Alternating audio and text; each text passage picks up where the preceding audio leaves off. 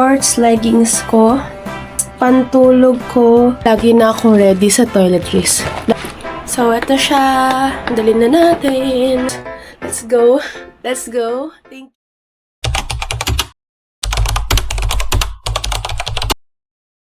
First time ko sa Batangas Port. Welcome to your modern Batangas Port. Have a safe, convenient, and comfortable journey through Southern Luzon's premier inner island transport hub. Ang cute! Natutuwa ako dito. Patay na sa airport. Tapos meron pala siyang pa Cebu, Cagayan de Oro, Butuan. Yan. Ayan ang ganda. Nakapagod. Okay. Oh, yung maniwala talaga silang may 1 million subscribers. 1 million haters.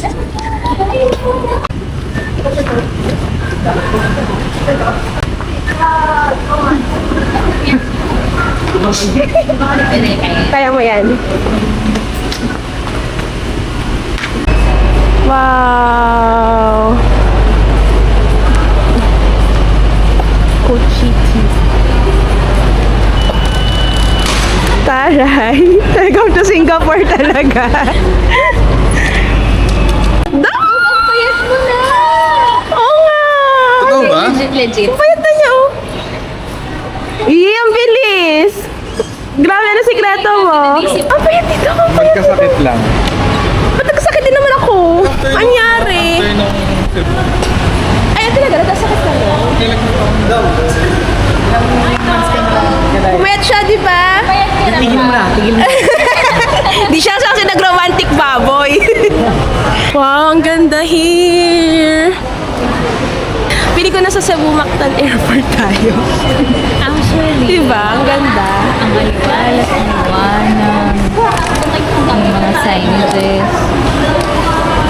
Pato na tayo sa check-in area. Immigration. Immigration. Kinakamahan na po ako sa immigration. Baka Reject. ma-offload. Makikisilip na lang ako sa video niyo para makita ni Hana.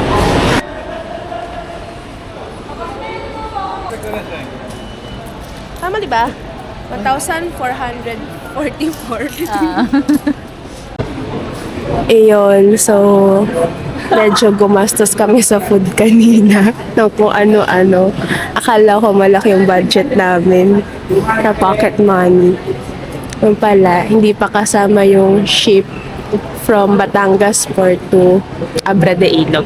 So, 542 one way. May bayad din pala na 60 pesos per head for the environmental fee. Ayan, sige. Siomay pa. Pambayad din yun ng environmental fee. So, parang naging 620 per head one way. Hindi namin alam na kasama sa kabayaran. And ito yung boat ticket. Ito yung environmental fee. Food trip pa more. Food trip pa. Ang galing. Dito sa Mr. Donut, meron tindang pagkain. Ang galing. May boiled egg pa.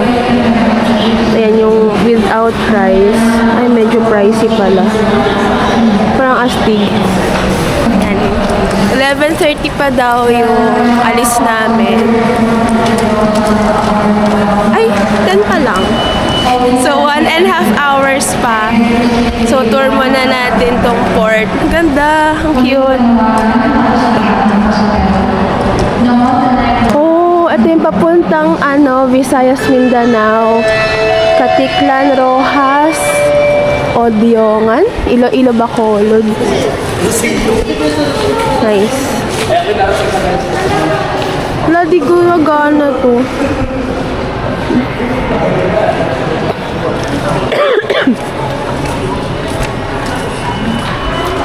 Dami ring mga kainan. Medyo pricey lang yung Bangsilog, 180. Ito, Puerto Galera, Palawan, Coronel Nido. Ang galing. So, at least naging aware ako na marami pa talagang ways to travel the Philippines. So, aware naman ako na may via ship nga. Pero, parang pwede dito sa Batangas, pwede sa Manila. Galing. Tapos parang in-improve daw nila recently lang itong port. Parang minodernize nila. Noong 2019 daw, hindi pa siya ganito kaganda. Oh, ang cute din ng paintings. Ang cute.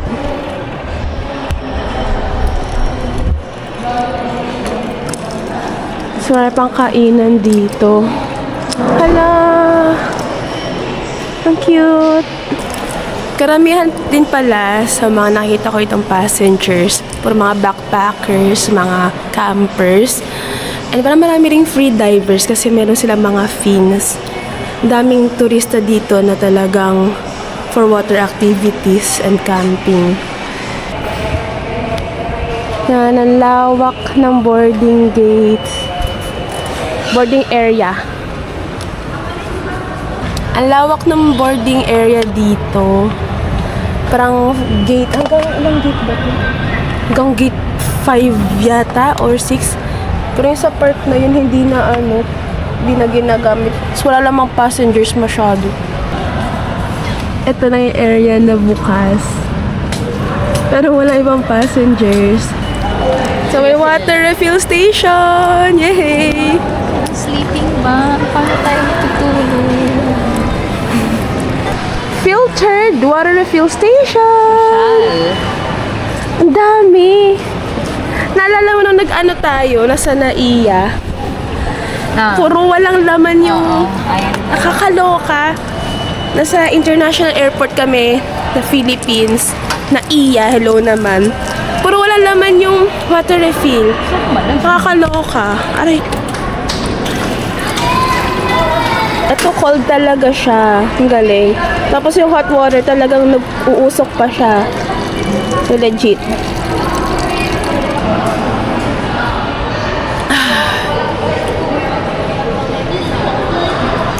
So, na-impress ako sa Batangas Port. Hindi ko talaga siya in-expect.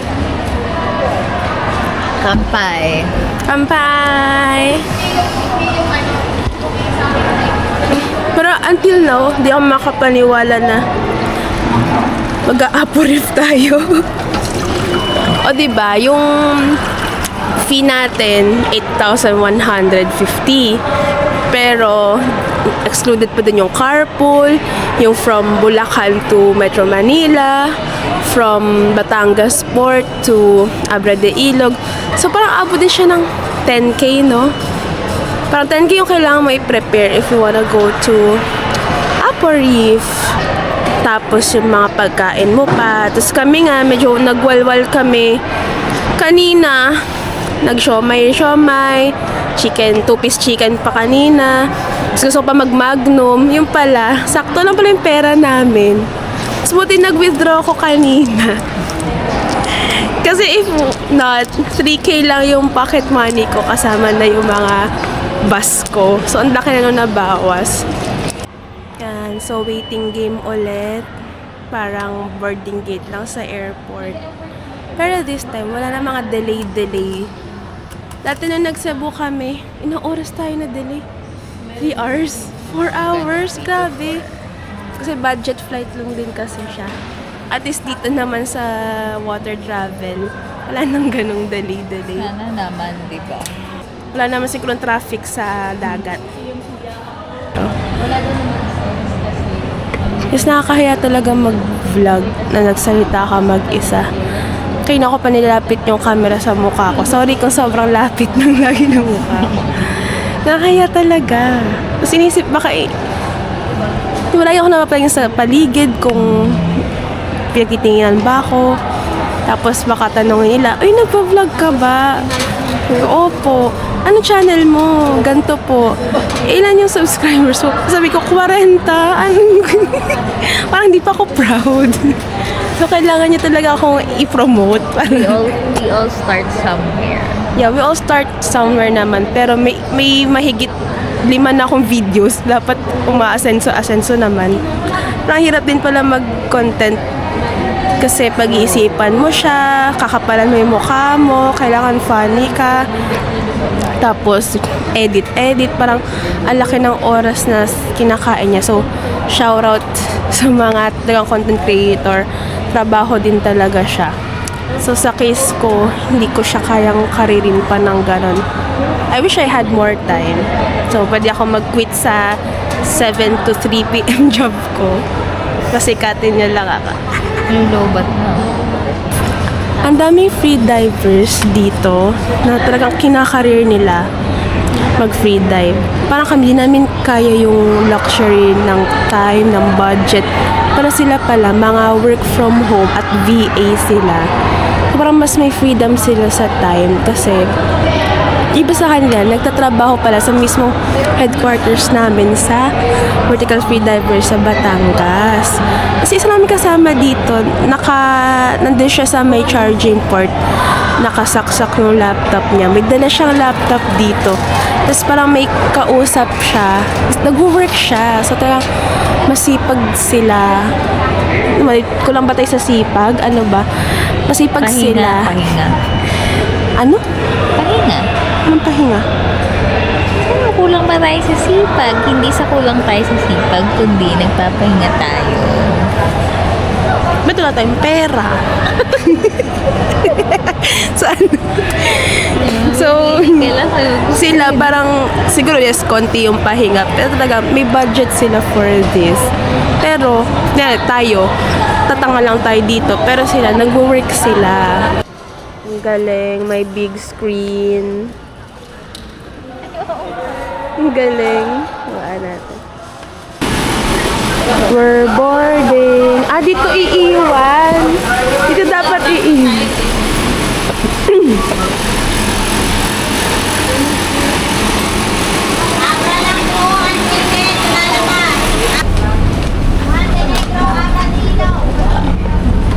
Lahat ng pasero ng Montenegro, Abardilog lang po yan ha. Lahat ng Abardilog.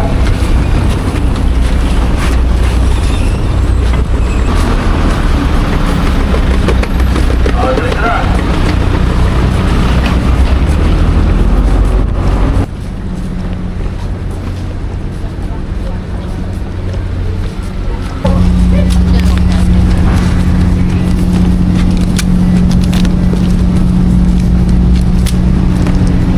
Yay! I'm so excited. I just can't hide it.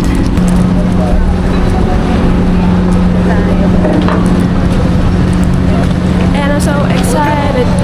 And I just can't hide it.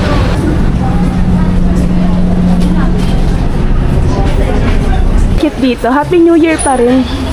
Happy New Year. Yan, mas okay yung seats dito.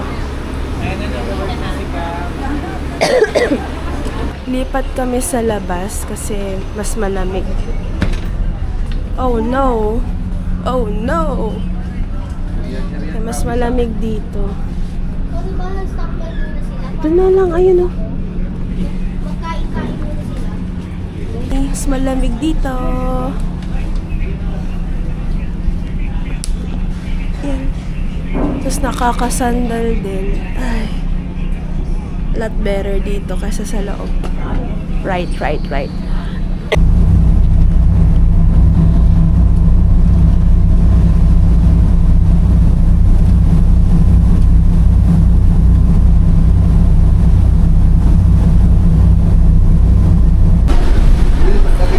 Ayan, 2 a.m. na. Grabe mukha ko. Oily na. Ay, pwede na magprito.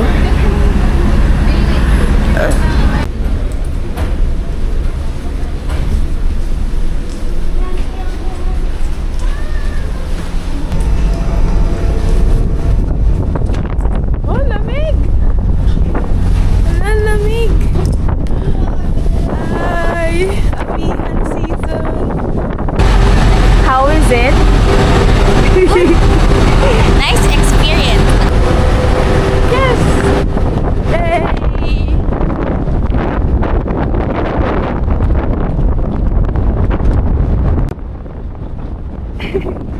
Ang lasa ka!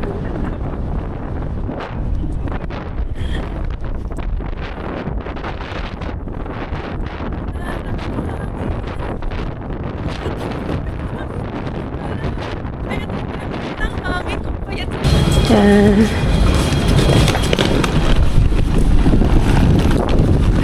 Uy, may 7-Eleven. Ito na kami sa Abrada Ilog 7-Eleven. So, ito na yung start ng tours namin. Ito pa lang, yung pick up sa port. Niloload na yung mga gamit namin.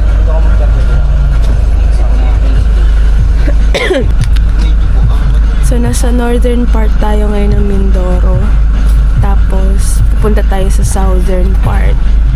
Kasi yung Apo Reef, nasa pagitan siya ng Mindoro and Coron, Palawan.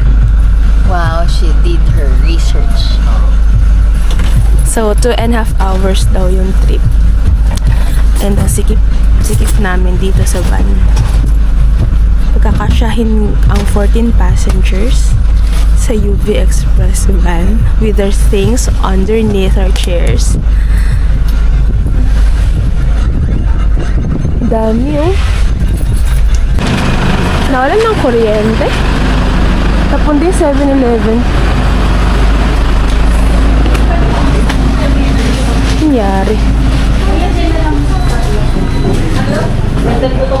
So, bili na kami ng water. Sabi ba tama?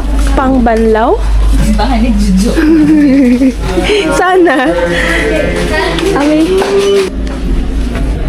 Nature Spring 44 to... Sakto, madilim. Ayun! So, nawalan nga ng kuryente. Grabe.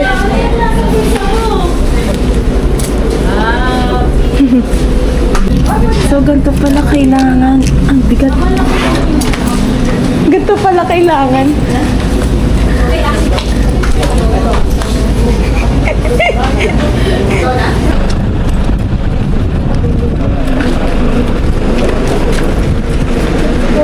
Wow!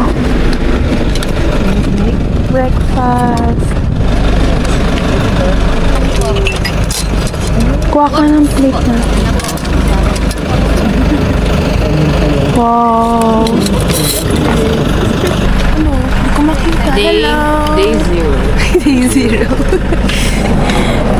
This is me, day zero in Apo. Wala pa sa abo. This is me, day zero in Mindoro.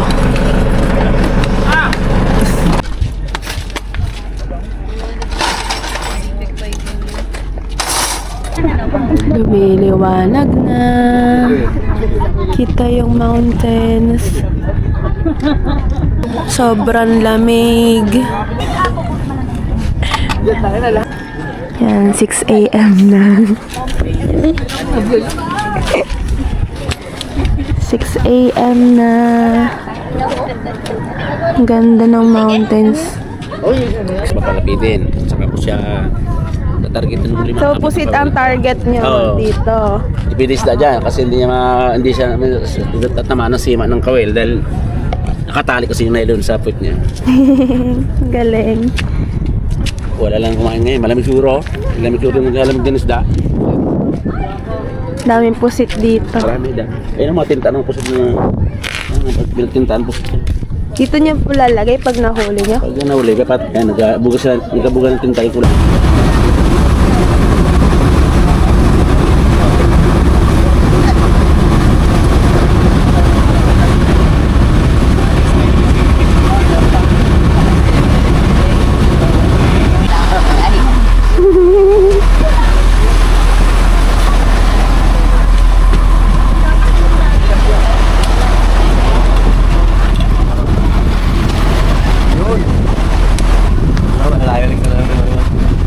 Linaw ng tubig.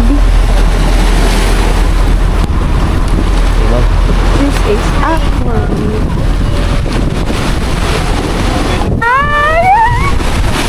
We're here!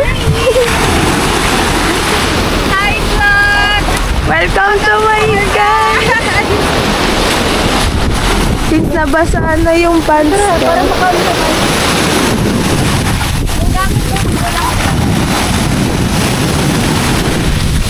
Ganda here! We're here! Everything! God bless! Praise the Lord! Tayo na natin. Ang ganda!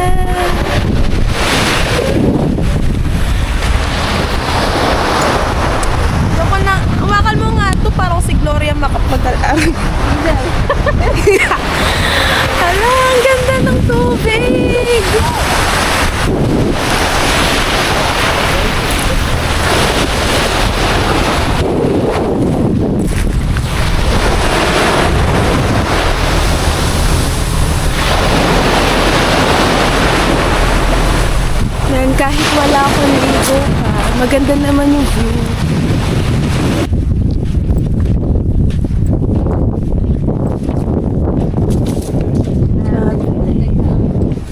Protected na ano. So, protected siya pati ng Philippine Coast Guard.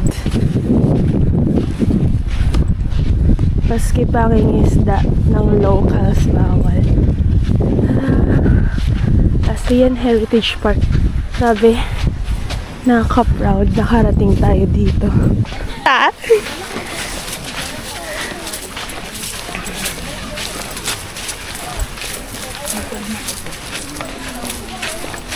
May sa lilim, Jace. Dito.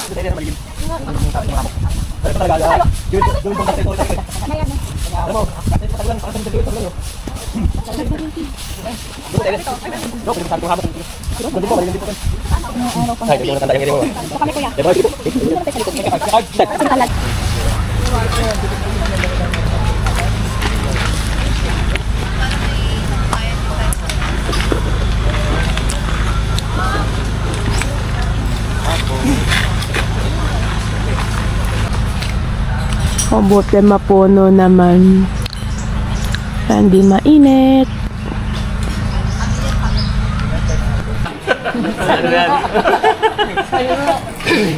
Ano po yan, simple lang po ang pinagbabawal dito. Yung magdala ng mga buhangin pauwi, yung tumutol ng mga sanga.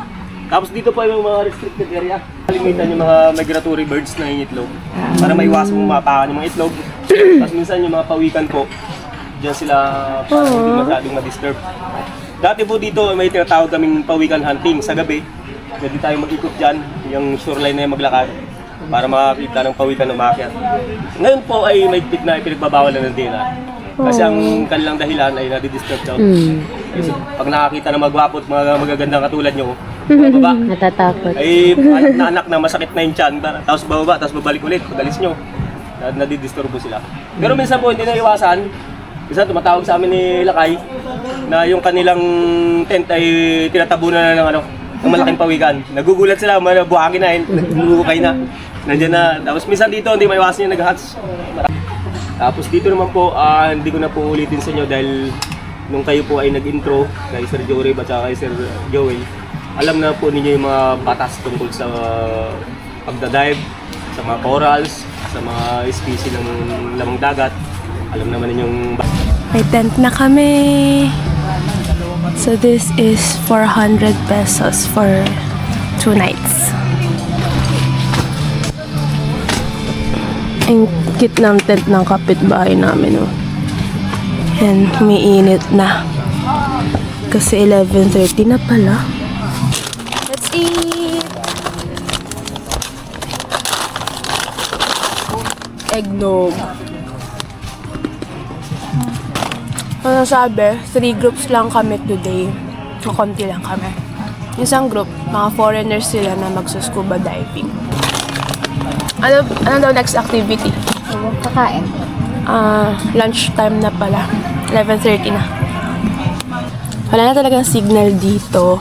So, nag-airplane mode na ako para makasave ng battery. Ang dala kong power bank ay 30,000 mAh. So, para talagang magamit ko yung action cam and pag uwi ay may battery yung phone ko. Ang sabi, ang activity lang for today ay pwede na kami mag-swim and dive dito sa harap. May coral garden na daw nearby. Bukas pa yung talagang mas malalalim na free diving. So, I don't think mag-electrolytes na ako. Pero nagdala ko ng 4 na session ng Hydra Whale electrolytes. For now, mag-prepare na ako na mag-sunscreen, mag-swimwear, and mag-contact lens. Struggle dito pag mag-contact lens kasi nga wala naman masyadong clean water dito. Puro salt water. So, buti na lang nagdala ako ng ganito kasi di ako makapaghugas ng kamay. So, magre-rely ako sa tools na kasama sa case ko. Init, umiinit na. Oh my God, sana magawa ko. Yung plastic.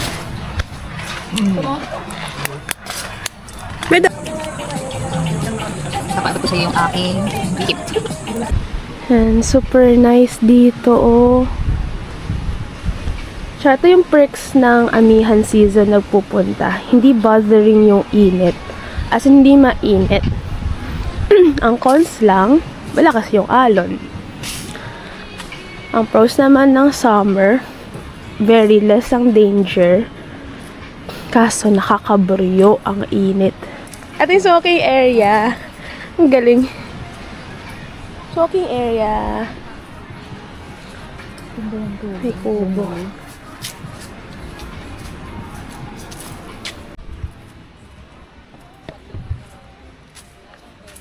Go swing. Sandal ka. Yeah. Ang bigat. Yeah. Yeah. Yay. Whee! Upper Reef Natural Park. Ayan. So, may mga species of sea turtles dito. Kaya bawal maingay kasi pag gabi daw sila pumunta ng Pampang para mangitlog. So, 10 PM lights off. Yung mga ibang group dito, nagme-makeup sila tsaka wig na pang mermaid. Siguro mag-aura-aura shot sila mamaya. Let's go! Init! Let's go swing! So, nauna doon yung mga kasama namin.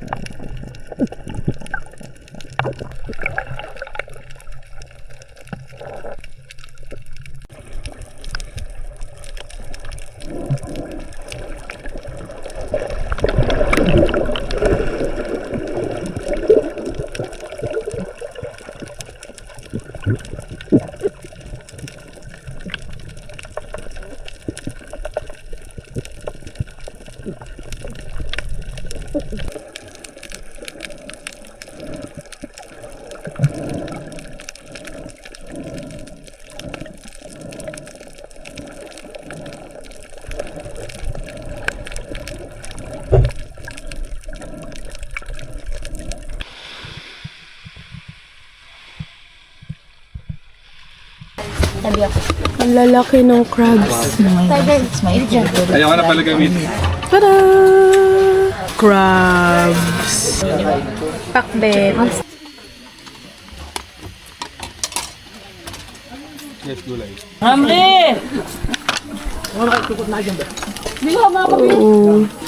Snack time. Gutom ako ah. Medyo pink daw yung sand. Oo nga. Yung parang sa Sorsogon. Oo. Ay! Dito daw nangingitlog yung turtles. Kaya hinarangan na siya. Oh, cute naman ang mga turtle. Ang cute. Meron siyang mas malaking particles na parang pink.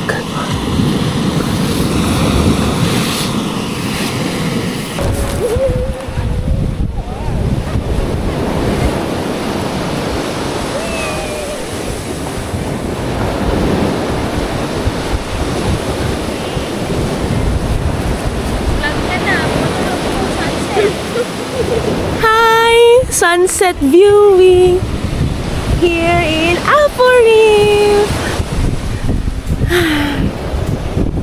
The best feeling ever. Ganda. Grabe, no? Mapapa-thank you, Lord, ka na lang talaga. Never ko man talaga in-expect na makapunta ako dito. Pero, di ba, who knows? I'm here in Occidental Mindoro. Asia's largest coral garden ba to? For Nature Natural Park. Hintayin ko mag-set yung sun. Yan, sunset viewing lang tayo hanggang mawala siya talaga. Hanggang lumubog siya. Tapos, pwede kami magbanlaw. Hello, we're back. Patulog na kami. And sobrang pangit talaga namin. Kasi wala nang ayos-ayos talaga.